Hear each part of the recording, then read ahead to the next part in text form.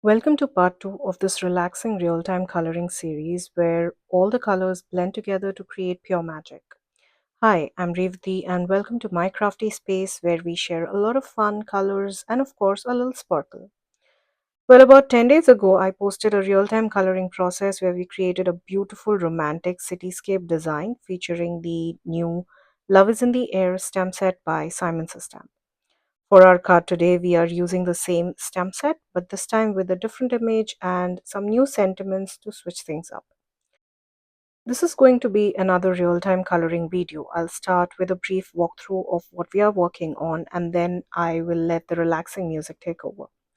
You can sit back and simply enjoy the process or grab your markers, stamp out some of your favorite images, and color right along with me. For today's scene, I stamped the beautiful clouds with the floating hot air balloons and that sweet tree with a heart in the center of its trunk. I tucked in two sentiments nestled gently between the stamped images to balance out the design. And just like we did in our previous video, we will be bringing everything to life using my Ohuhu alcohol markers, blending softly and building depth one layer at a time. I'll leave the link to part 1 of this coloring series along with links to all the products I used to create both of these designs in the description box below, so be sure to check that out. Alright, let's ease into the coloring today and watch the scene slowly come together.